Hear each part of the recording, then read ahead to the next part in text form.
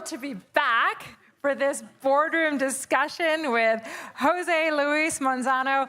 By the way, should I be calling you Dr. Manzano? Because, I mean, when I was looking at your bio, we had Eminem quoted by our premier.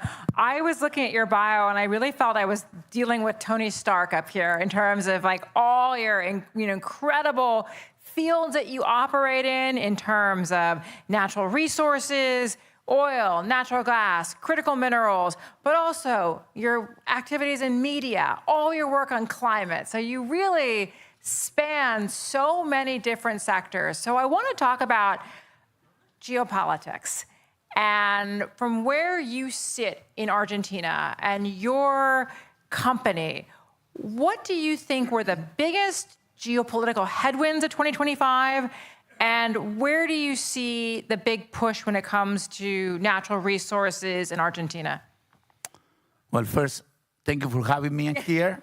It's kind of weird panel for me, but I'll do my best. Geography is something we cannot change. We can operate and work on geopolitics. We can operate in climate. Some people believe, some people don't believe, but you can. You can make rain, you can make snow. The thing we cannot change is geography. And geography has come in our face everywhere. Have come to the Europeans, they are seeing reflection of their size. They are small compared to the US, and they are small compared to China. And so all the time, they are pushed to be equals. They are not equal, they are only equal because when we went to school, we studied Europe, the US, and China was there. No, they are not equal. It can be very good, but they are not equal. And in geography, Latam belongs to the Western Hemisphere. And Latam was the abandoned continent for decades as a continent, except for the Chinese. The European re-entered the continent in the early 90s on the privatization wave. Then, depending on how the countries treated them, stay or abandon. But normally, now it's a big abandonment. Telefonica is just abandoning. Many of the banks sold all their operations. Many of the French companies left the continent. And the Chinese took positions. And the Americans are the biggest investor. But when you look at the calendar, the investments are old. So it's not you. It maybe was your grandfather, the one that invested in Latam. And for the first time, it's a paradox. You have a White House that has a view, and it has a plan, and it has an idea of what to do with the continent. That there is people that may agree and people that will disagree, but you have a president of the United States that think in Latam, think on the Western Hemisphere, commit money, commit military resources. People can disagree on that part. The money, everybody agree. And then what we are all hoping is he commit purchasing power. What we need is purchasing power. So we are waiting for purchasing power. So the challenge is how you do with the small, poor countries like Argentina or Peru to deal on the geopolitical friction between the US and China. And there, the only thing we hope is the Europeans re-enter, because the cultural affinity between Latam and Europe is huge. So if the European re-enter Latam, it will be a better level field. A leveler playing field. I want to ask you, were you surprised by the national security strategy that was released by the White House last week that really talked about the Western Hemisphere being the top priority for this White House? I wasn't surprised. Yeah, I saw it all together.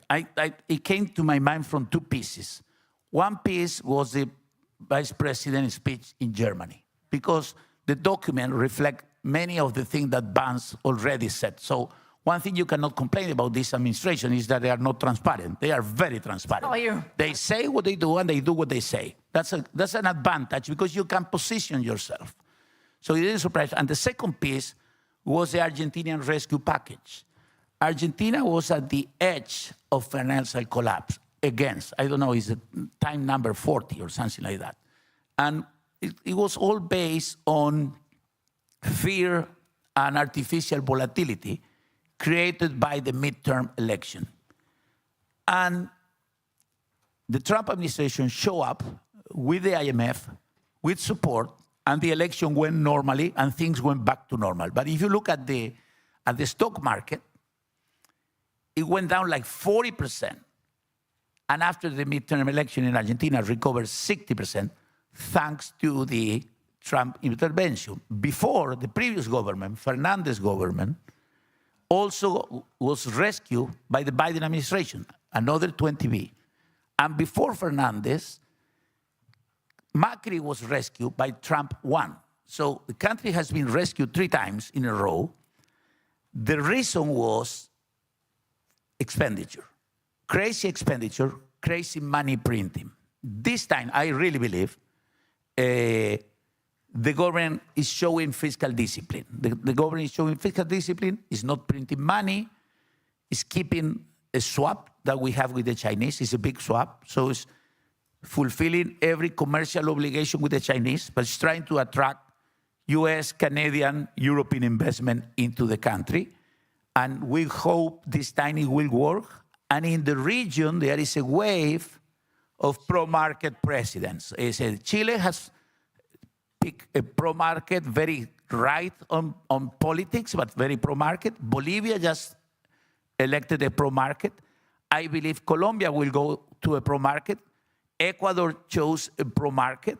So I'm optimistic that the conditions for re-engagement between Latin and Europe are there.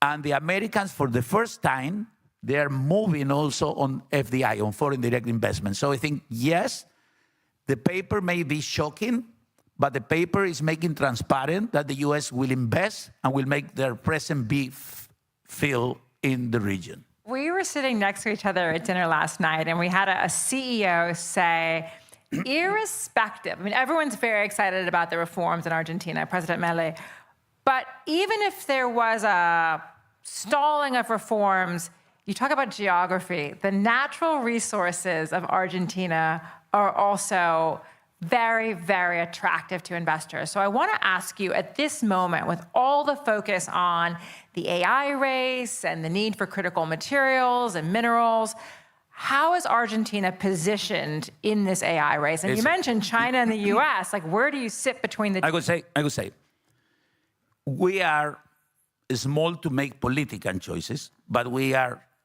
not small to make commercial choices and geographic choices you cannot make. So we belong to the Western Hemisphere. We have a cultural affinity with Europe. Half of us are Italian or Spanish, so it's like that. And we have a geographic connection with the US. And this is hard to say, maybe it's not politically correct, but we have to have gratitude. The US have saved us 3 successive presidents. So I wish it's the last time we need a rescue package. For us to be the last time to be a rescue package, we have to be able to attract investment from the US and from Europe to balance and keep the Chinese what they are doing and avoid military investment on the Chinese side. I think the Chinese will play as a good commercial player because we provide them food and natural resources, so they will stay there. What Argentina has to offer? We have the 2nd biggest lithium reserve of the world, completely open for business. There is a leading French company called Eramet. They produce on direct lithium extraction, so they are innovators. They are already commercial. And they are doing things to, I don't know them, I'm just reading. And they are doing things for Europe independence on critical materials. So that's something that is a proven case. It's a proven case, lithium. Then rare earth. I believe we have 10 times more rare earth than Greenland and Ukraine. We as a company, we are very long on rare earth. We have like 4 rare earth companies, 3 in Brazil, 1 in Argentina. As we are speaking, we are drilling for rare earth. We will consolidate. You're going to make my life easy. Get me an offtake from the European Union and give me an offtake from Trump, and I leave the politics to the politicians. You give me the offtake, you give me sustained price, we produce the mineral, put it in a ship, send it to you. There's one hope we have. You will use it to do phones, computers, solar panels, wind turbines, and not missiles. We are too small to influence on the use of the minerals we produce. So we also have a hope We don't want to benefit of the dividends of war. We want to benefit of the dividend of peace. And we can supply the rare earth, the lithium, the gas Europe needs. So I want to ask you, because you're also very involved on climate issues as well. So I want to ask I believe, I'm a believer. I want to ask I don't want the Trump package to be taken back, but I'm a believer. Because unfortunately, the thing is getting hot. You know, it's heating. As we are speaking, it's heating up. I just wonder, like, you're somebody who has led on the entire sort of natural resource value chain, but you also are known for incredible climate advocacy. So how do you, as a company, balance these priorities? How do you see the region balancing the priorities? It's a very good one. 90% of what we do reduces the carbon print a lot. The rare earth and the lithium, the impact on carbon print is huge, and the natural gas is huge. What we produce on liquid oil is small, and if I don't produce it, somebody else will produce it. But the rest of the portfolio is an impact portfolio. It's an impact portfolio, but obviously, when we sell, we don't know what the people will do. Maybe you do, I don't know, it's an MRS, and you do solar panels. We wish you do that, but are we preparing ourselves for a world with tension, competition, and friction, or we are preparing ourselves for a war with a war? If it is a war with a war, the European would be in the middle of it, and we will be immediately aligned with the US, and we will all suffer. We will all suffer. Because when the wars are small, suffer the people that is there, and the rest make money. No? When the wars are big, millions of people die, and everybody suffers. At least if you have some empathy, everybody suffers. So I really believe, every time I see in the newspaper that I have to talk about Trump, because the guy took the center of the scene. When he talks to Xi Jinping, or he talks to Lula, or he talks to Zelensky and Putin, it would be right and wrong, but at the same time, but at least talking move war away. Not talking bring war closer. So we do all this to have an impact, and I think this will really have an impact on sustainability. I wish we don't make an impact on war supplies, but we cannot control it. We cannot control it. So what was your perspective? You bring up Brazil and Lula. How do you think he is navigating the relationship with President Trump? Because it didn't start off particularly well. Are we in a more beneficial path in terms of Brazil-US relations? Two levels, country levels and then the individuals. I go first with the individual. Lula is one of the more skilled politicians I've met in my life. And he's been in jail 2 times. He's been trying to kill by people. And he was a union guy that started from very low. But he's a survivor and a learner. So instead of taking the confrontation, he waited. And he managed to develop a relationship with Trump and did what it was better for both countries, which is reducing the tension. And the truth is, when you do that, the total tariff basket is almost gone. It's almost gone. Went back to normal. For the countries, it's like a Canada thing. The US may think they don't need Brazil, they do need Brazil. But Brazil needs the US. Brazil has been developed based on US technology, mostly US technology and US investment. Even when all the money disappeared from LATAM, I'm including Brazil. When you put Brazil in the equation, all the American big funds are in Brazil, and they love Brazil.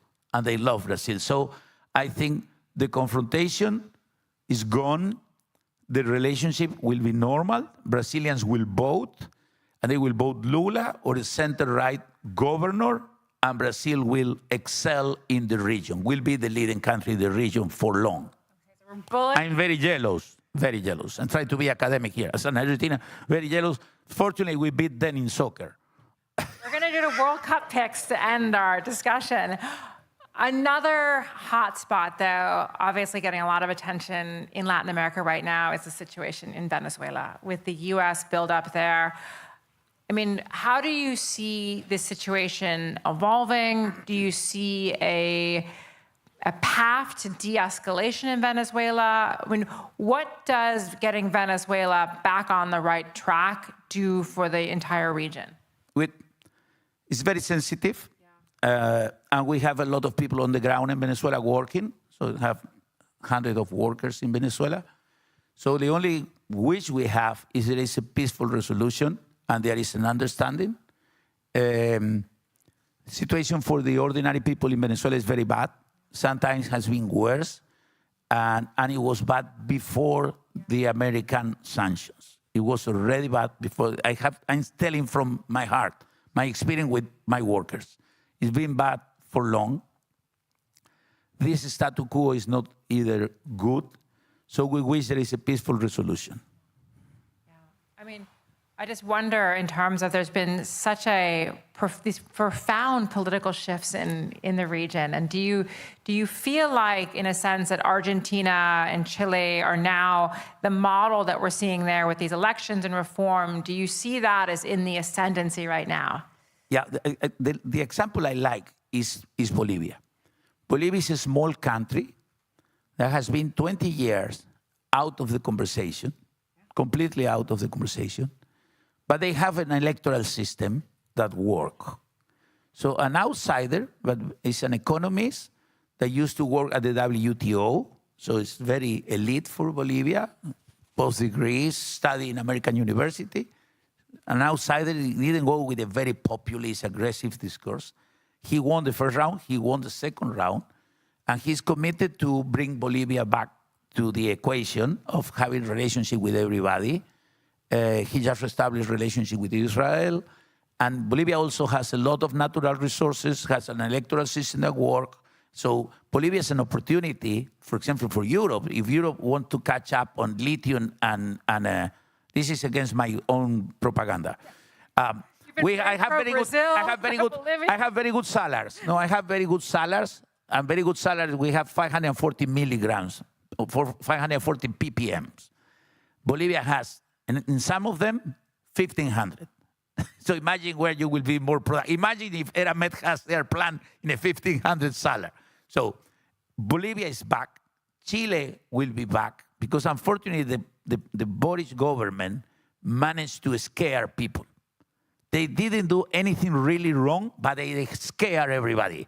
And the last thing you want to do to get investment is to scare investor. You should not scare investor. You should attract. And Boris scare everybody.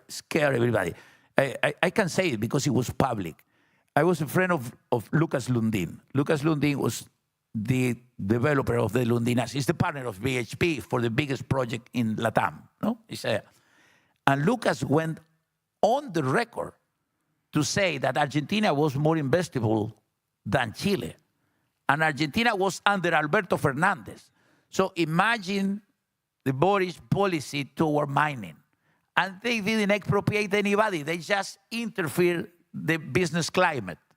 So yes, the region is moving toward market-friendly policies. This opened a window for Europeans and for Americans and Canadians to get in. The more we connect, the more stable the democracies will become. And all the rare earth you need, all the lithium you need, all the natural gas you need, we have it. And we need buyers, investors and buyers. So you have made a very strong push for Europe to become more involved in the region because you have the United States and you have China, and nobody wants to become too dependent on a single buyer. We've talked about the important role the United States has played in multiple bailouts of Argentina.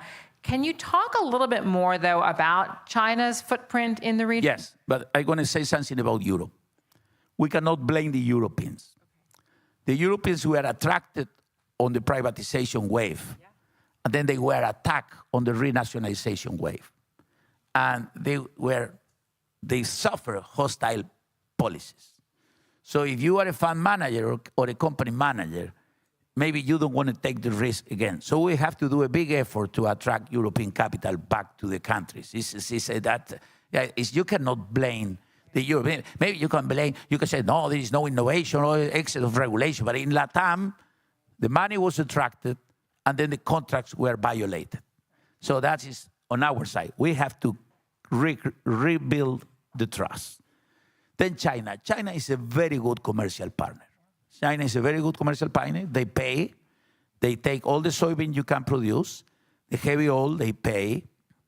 They have help into the financing. And then all depend in every country. If you take crazy debt to do stupid projects, you get in trouble. You don't take it, you don't get in trouble.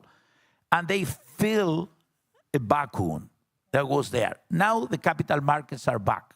We operate in Peru, there is capital market.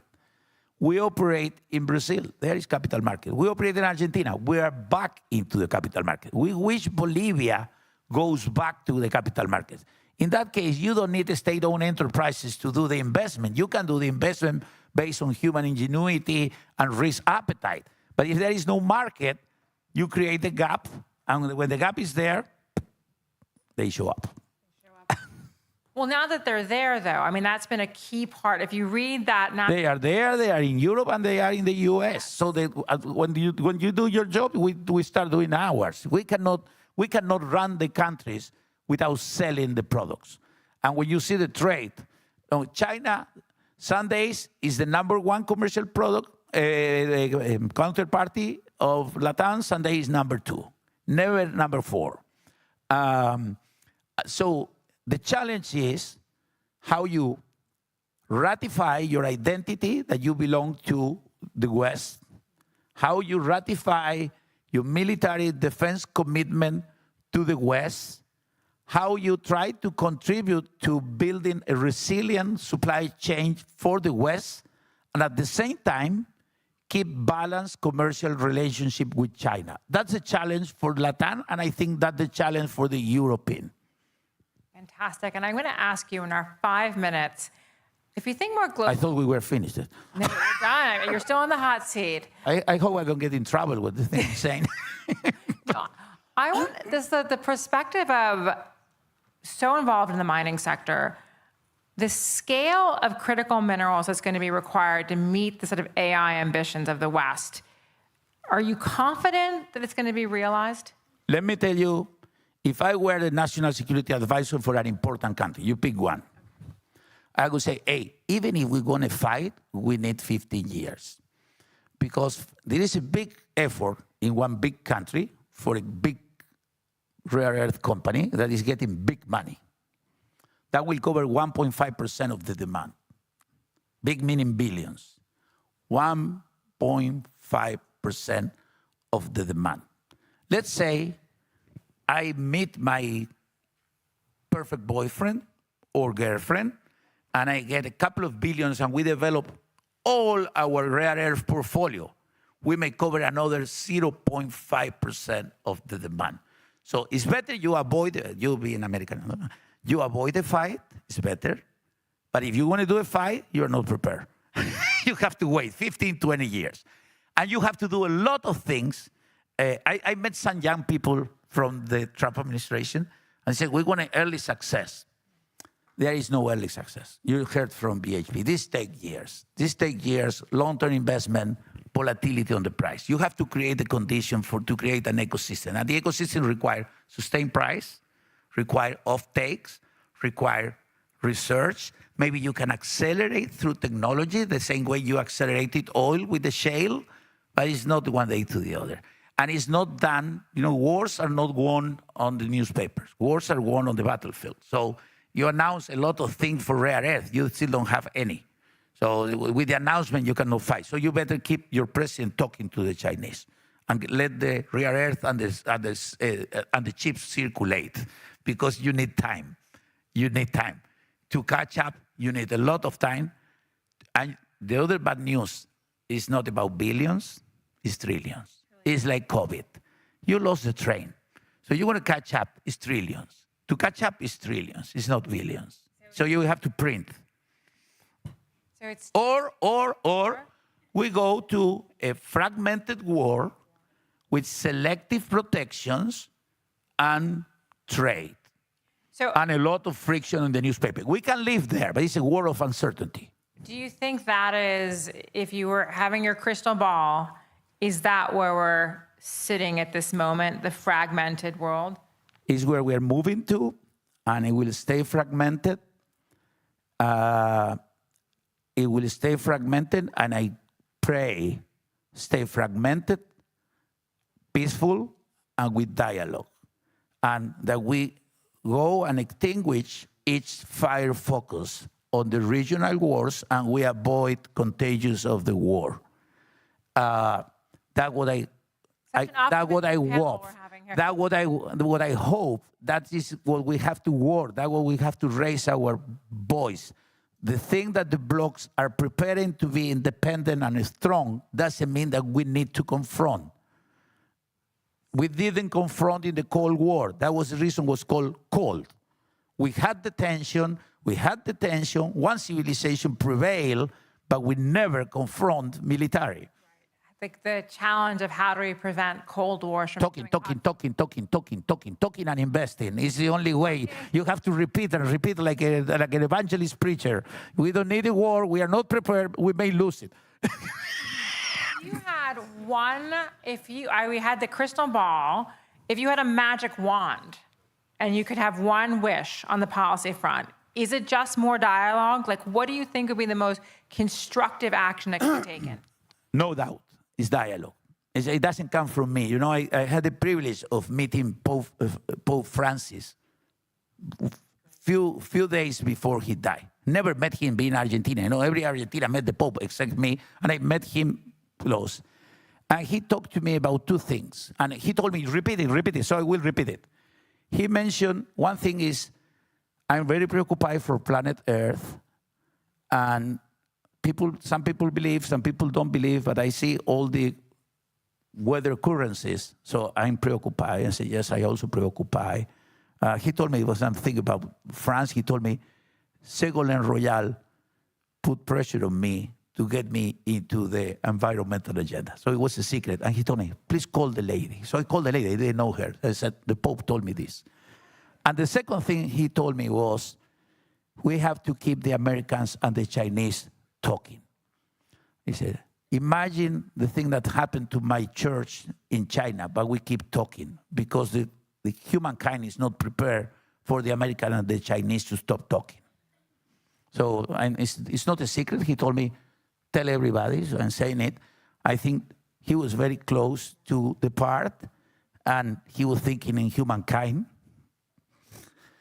And I repeat it. No? So war is not good. Some people may be making money on war. It's not good. Never good. Well, that was truly a very inspiring session. It was such an honor to sit here with you, Dr. Manzano. And the last question I have for you, we have the World Cup. Argentina again? We cannot win all the time because people will abandon the sport. Okay.